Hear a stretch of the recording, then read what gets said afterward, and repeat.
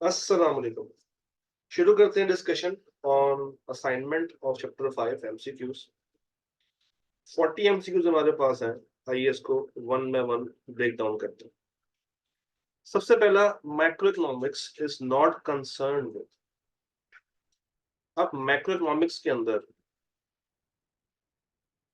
हम लोग बात करते हैं नेशन की, इंडिविजुअल की नहीं, मार्केट की नहीं, पूरी नेशन की।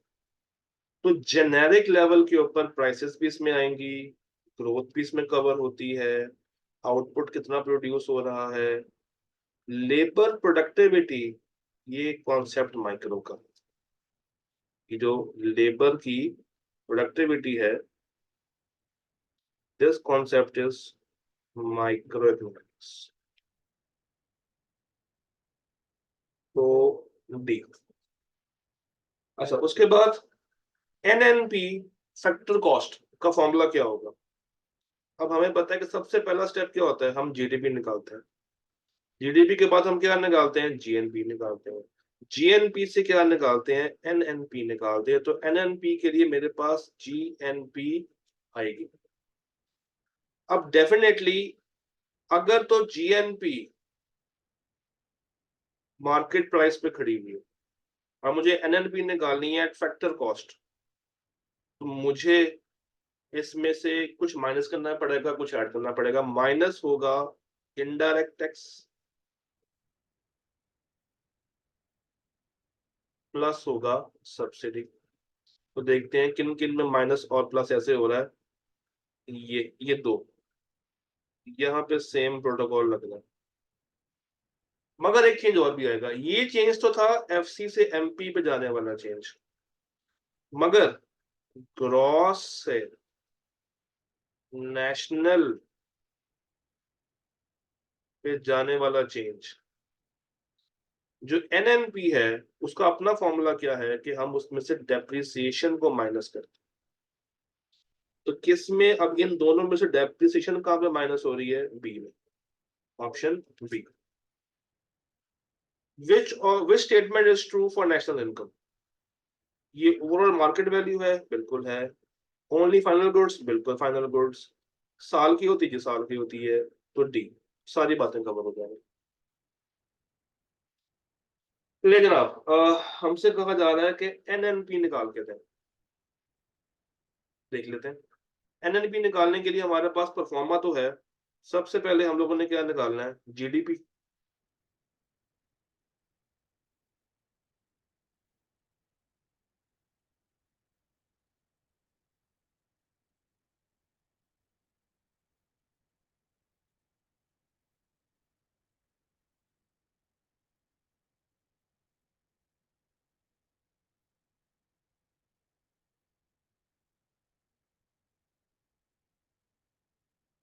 जी, सबसे पहले हम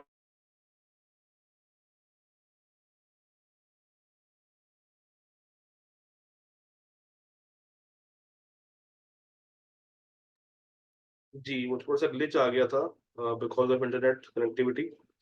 जी, हम लोग 5.4 कर रहे हैं, फोर्थ एमसीक्यू। हमें कहा जा रहा है कि आपने वर्किंग करके निकालना है एनएनपी। तो स्टेप वन हमारा होता है कि हम लोग जीडीपी निकालते हैं। स्टेप टू हमारे पास होता है कि हम जीएनपी निकालते हैं eight market price, market price. और स्टेप थ्री में हम लोग एनएनपी निकालते हैं। तो जीडीपी सवाल ने खुद ही दे दिया है, 500 का जीडीपी खुद ही दे दिया। अब अगर मुझे इस जीडीपी में से जीएनपी निकालना है, जीएनपी निकालना है, तो मुझे क्या चाहिए होगा, मुझे ये दो फैक्टर्स चाहिए होंगे, इसका नेट चाहिए होगा। कितना पैसा मुल्क में आया, कितना पैसा बाहर गया। तो उसका नेट देख लेते हैं, पॉजिटिव है, आ ज्यादा रहा है, इनकमिंग ज्यादा है, और बाहर कम जा रहा है, तो +50, 500 +50, ये आ गया 550। अब 550 आ गया। इस 550 में से अगर मुझे NNP निकालना है तो अब मुझे क्या करना पड़ेगा, मुझे डेप्रिसिएशन को माइनस करना पड़ेगा। तो 550 -20, ये डेप्रिसिएशन, ये आ गई 530। तो अगर तो NNP एट मार्केट प्राइस है तो 530 इज द आंसर। अब देखते हैं अगर NNP एट फैक्टर कॉस्ट निकालें तो क्या आएगा। 530 मेरे पास आ गया, माइनस करेंगे 25 को, प्लस करेंगे 80 को। तो अगर इसको ऐसे निकाला जाए कि 530 -25 प्लस 80, इट वुड बी 585। 530 -25, ये आ गया 505 जमा 80, 585। अब चूंकि 585 की फिगर नहीं है, फिगर कौन सी आ रही है 530 की, तो मेरे पास जो करेक्ट आंसर है वो यही है। और एक बात सुन लें, अगर कुछ ना बताया हो तो आप बाय डिफॉल्ट किस पे निकालते हैं, MP पे निकालते हैं, आप FC पे नहीं निकाल रहे होते। अच्छा जी, while calculating personal income, which item would be added in national income? हमने याद है लेक्चर में बात की है कि नेशनल इनकम में किसको ऐड करते हैं, ऐसी पेमेंट को जिसके पीछे कोई आपने इकोनॉमिक एक्टिविटी नहीं की। Payment for which no economic activity is done, तो वो मेरे पास एक ही आती है, ट्रांसफर पेमेंट। अच्छा जी, आगे चलते हैं। Which one is not an injection for circular flow? Injection कहते हैं पैसे का आना, इनकम में। तो अगर आपको याद हो, इनकमिंग एक्सपोर्ट से होती है, प्राइवेट इन्वेस्टमेंट से पैसा आता है, गवर्नमेंट अगर हम पे खर्चा कर रही है तो हमें पैसा आ रहा होगा, मगर अगर कंज्यूमर खर्च रहा है तो वो लीकेज है। ऑप्शन ए, यानी कि सी। सी, ये वाला सी नहीं, ये वाला सी, तो इसको ऑप्शन ए ही है। Which one can affect national income accounting adversely? इसमें से क्या चीज एडवर्सली इफेक्ट करेगी। तो हम लोगों ने एक बात पढ़ी थी कि हम हमेशा न्यू थिंग्स को लेंगे एंड इग्नोर करेंगे ओल्ड या यूज्ड वैल्यू आइटम सेल। तो हमेशा जो हमारा आउटपुट होगा वो न्यू चीजों का होगा। अगर टोटल कॉटन परचेज की है, बिल्कुल इसमें आएगा। डोमेस्टिक काम की है, बिल्कुल इसमें आएगा, सर्विसेज है। रीसोल्ड का, तो रीसोल्ड नहीं, ये एडवर्सली इफेक्ट करेगी। Dash is a precaution to calculate national income by income approach. अगर आप नेशनल इनकम निकाल रहे हैं इनकम अप्रोच से तो उसके लिए क्या प्रिकॉशन है। उसके लिए प्रिकॉशन ये है कि आपने ट्रांसफर पेमेंट को ऐड करना होता है। Tax collected by federal government, ये भी माइनस हो जाता है, वेजेस, ठीक है, तो ये A. Gross domestic investment is the component of national accounting using income approach, product approach, expenditure approach या value added approach. Gross domestic investment I कहां पे आता है, आई आता है एक्सपेंडिचर अप्रोच, आई आता है एक्सपेंडिचर अप्रोच में। Which one is not the most relevant problem while calculating? वो कहता है कि इन चारों में से कौन सी ऐसी प्रॉब्लम है जो कि रेलेवेंट नहीं है।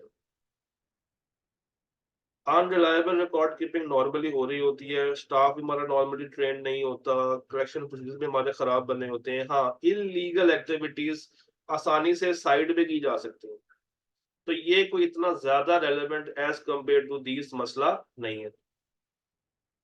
जीएनपी इज ऑलवेज, अब कहानी शुरू कहां से होती है? जीडीपी से, उससे आता है जीएनपी और उससे आता है एनएनपी। तो अब ये कंपैरिजन पूछ रहा है जीएनपी का और एनएनपी का। तो जीएनपी क्या is always calculated from NNP? नहीं, एनएनपी निकलती है जीएनपी से, तो ये तो ऑप्शन गलत हो गया। लेस, मोर या इक्वल, जीडीपी सबसे ज्यादा होती है, फिर जीएनपी और फिर एनएनपी।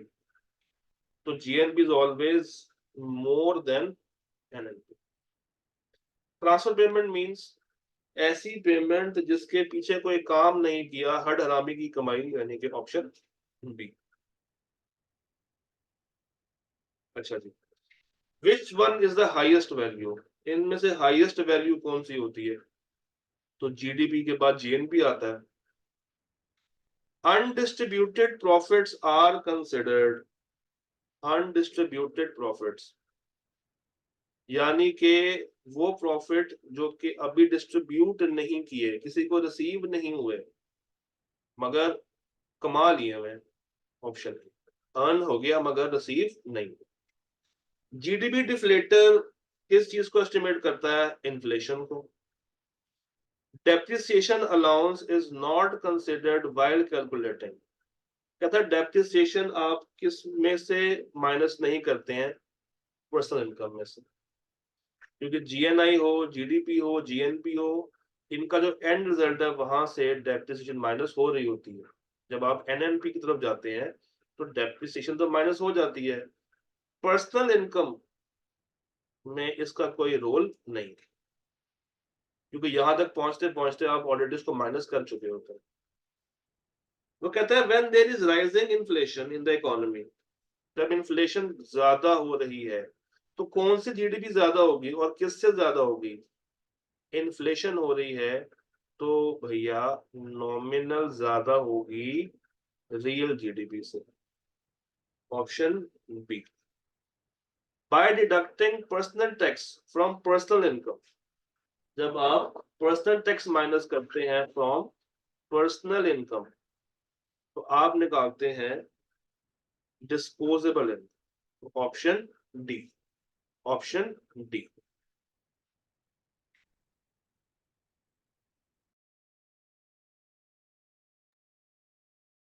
जी, कैपिटल कंजम्पशन, कैपिटल कंजम्पशन हमें पता है कि ये डेप्रिसिएशन है और ये एसेट की वैल्यू में कमी को कहते हैं।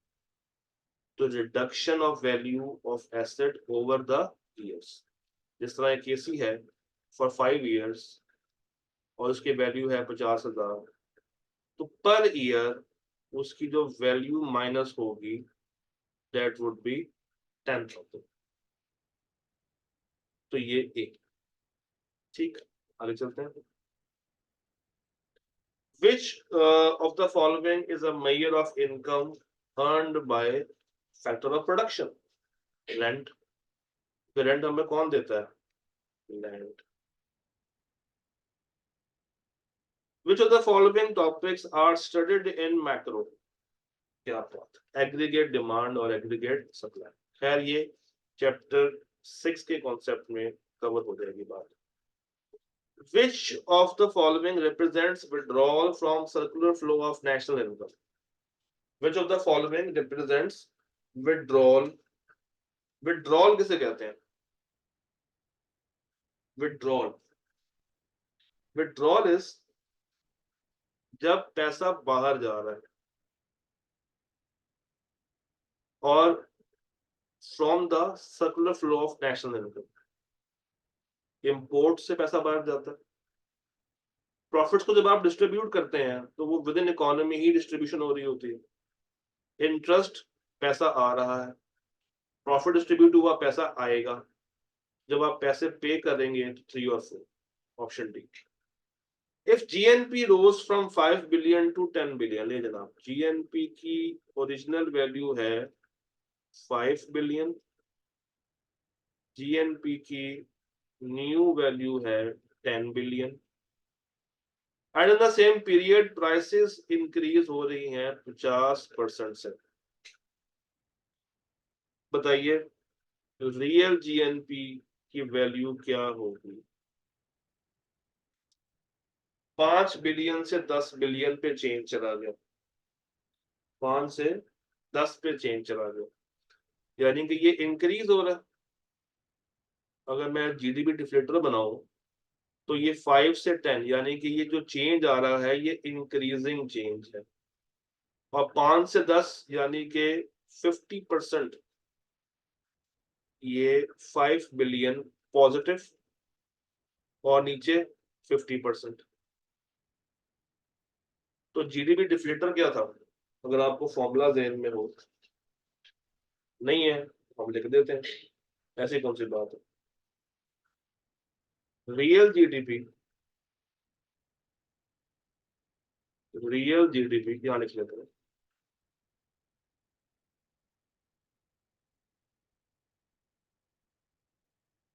Is equal to nominal GDP divided by GDP deflator. अब रियल जीडीपी की वर्किंग करनी है, नॉमिनल बढ़ चुका है और डिफलेटर वो कह रहा है प्राइसेस भी 50% से इंक्रीज हो रहे हैं। इसका मतलब क्या है कि रियल जीडीपी, जो रियल जीडीपी है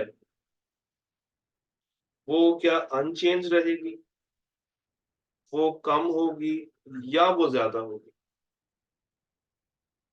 या वो अनचेंज रहेगी, या कम होगी, या ज्यादा होगी? इस एमसीक्यू को थोड़ा सा अंडरस्टैंड करने की कोशिश करते हैं। न्यूमेरिकल देखते हैं। कहते हैं जीएनपी बढ़ गई है 5 से 10, तो अब जिस साल में मैं हूं उस साल में नॉमिनल कितना है? 10, 10 बिलियन। डिवाइड किससे करो? जीडीपी डिफलेटर से। अच्छा, GDP deflator is basically rose by 50%, यानी कि अगर पिछले साल 1 था तो इस साल वो 50% से बढ़ गया, यानी कि इसको मुझे मल्टीप्लाई करना पड़ेगा 1.5 से, तो ये आंसर आ जाएगा 1.5। जब उसको मैं डिवाइड करूंगा इट वुड बी 6.67, यानी कि ये इंक्रीज हो रहा है। तो ये इंक्रीज हो रहा है, फेल तो करेगा नहीं, ये दो भी गए, अनचेंज भी गया, तो real GNP will increase by 50%।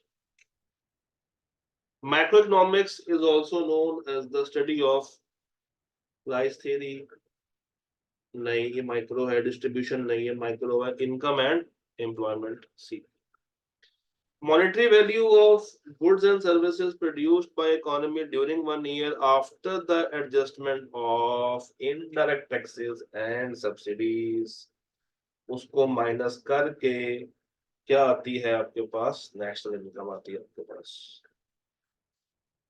अच्छा जी, the market value of all the products, goods and services, ये है जीडीपी, ऑल द वैल्यू, और विद इन अ कंट्री, तो पाकिस्तान। ठीक है, जीडीपी जो बेस ईयर की होती है वो रियल होती है, वो नॉमिनल नहीं होती, क्योंकि बेस ईयर में हम लोग इन्फ्लेशन को एडजस्ट नहीं करते, हम कहते हैं base year is without inflation. तो बेस ईयर क्या है मेरी? Without inflation. Net national product NNP is also known as NNP, national income at factor price, at market price, GDP at market price, या पर्सनल इनकम। तो ये by default हम लोग किस पे निकालते हैं, एमपी पे निकालते हैं। तो ये national income, basically net NNP का दूसरा नाम है नेशनल इनकम, और ये बाय डिफॉल्ट किस पे होती है, एमपी पे होती है। Total income received by the legal residents in one financial year, personal income. Okay, अब आपको कहा है कि आपने फैक्टर कॉस्ट पे निकालना है, फैक्टर प्राइस पे निकालनी है वैल्यू, क्या निकालनी है, एनएनपी निकालनी है। तो इसके लिए मुझे क्या चाहिए, मुझे जीडीपी चाहिए। जीडीपी के लिए मुझे क्या चाहिए, मुझे चाहिए सी जी आई एक्स और एम। मजे की बात ये कि सवाल ने सीक्वेंस में चीजें दी, सी आई जी एक्स एम। अगर मैं इसको करूं तो मेरा क्या आ जाएगा, जीडीपी। तो 25 जमा 5 30, 35, 39, 39 माइनस 6, 39 माइनस 6, ये आ गया 35, नहीं 33, 33,000। अब जीडीपी से कहाँ जाना है, जीएनपी पे। जीएनपी के लिए मुझे क्या चाहिए, नेट फॉरेन। तो उसने नेट की फिगर करके दे दी है, तो 33 में 2 ऐड कर लें, 35 आ जाएगा। एनएनपी में 35 के लिए मुझे क्या माइनस करनी है, डेप्रिसिएशन, वो कितनी है, 1, 34। क्या आंसर में 34 आ रहा है, आ रहा है। क्या आंसर में 33 आ रहा था, आ रहा था। तो ये 31,000 है। 30 तो वैसे गलत है।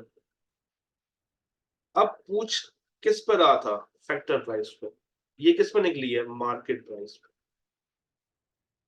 अब अगर मुझे उसको फैक्टर कॉस्ट पे लेके आना है, तो टैक्स को माइनस करूंगा, सब्सिडी को ऐड करूंगा। तो जीएसटी दिया हुआ है, जी दिया हुआ है। तो 34 में से 4 माइनस कर दें और सब्सिडी के 1,000 को ऐड कर दें, 31 सी। ओके, कहता है आपने नेशनल इनकम निकालनी है या एनएनपी निकालनी है यूजिंग इनकम मेथड। तो याद रखिएगा, ये जो प्री टैक्स का वर्ड होता है ना, ये प्री टैक्स कहते हैं before tax.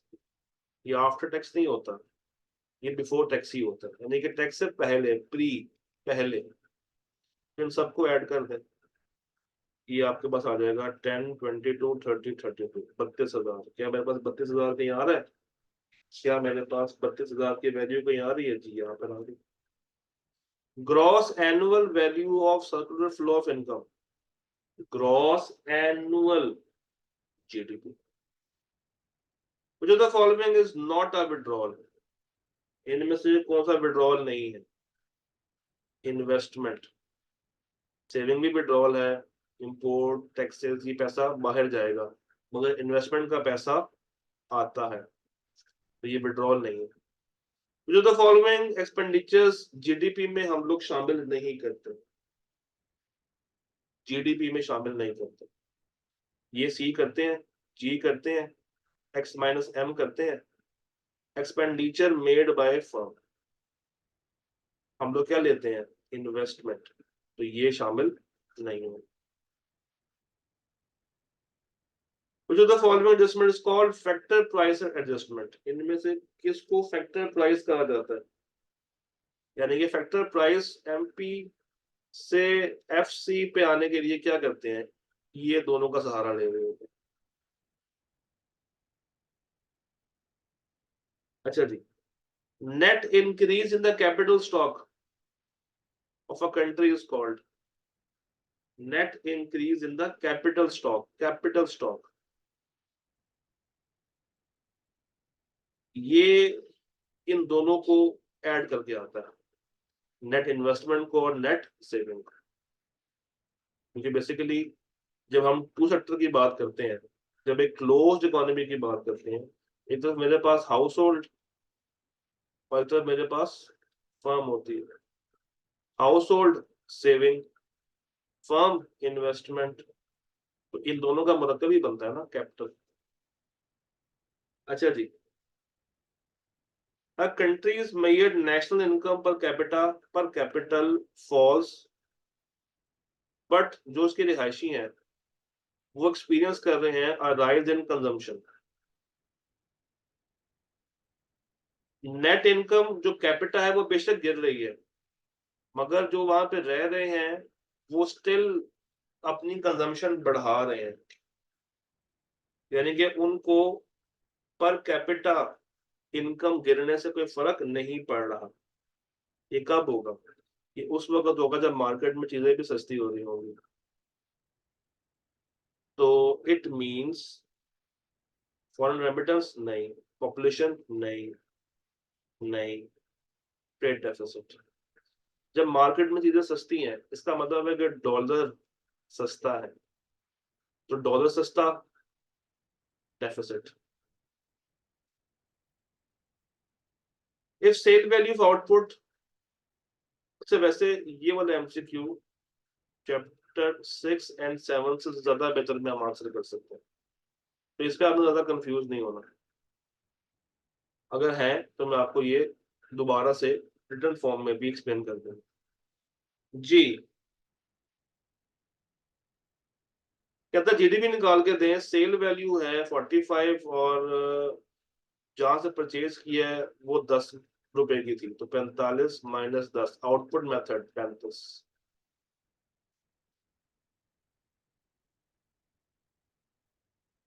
If gross output of a country 5,000 units, 100 रुपया, और बेस ईयर में थी 50, आपने निकालनी है रियल जीडीपी, यानी कि इन्फ्लेट हो गई है, 50 से बढ़ के 100 पे आ गई है। तो निकाल लेते हैं, 5,000 मल्टीप्लाई बाय 50, अगर मैं बेस ईयर पे जाऊं तो it would be 5,000 multiply by 50, 250,000, ये बेस ईयर है। करंट ईयर में जो इन्फ्लेटेड वैल्यू है वो 100 हो गई, और ये आएगी 5 लाख। डिफरेंस कितना आ रहा है? 2.5 लाख का। तो जो इन्फ्लेशन आई है वो कितनी है? 2.5 लाख। तो ये थे असाइनमेंट के एमसीक्यूज ऑफ चैप्टर 5। होपफुली आपको इस वीडियो से हेल्प मिली होगी। किसी और लेक्चर में मुलाकात करेंगे। अल्लाह हाफिज।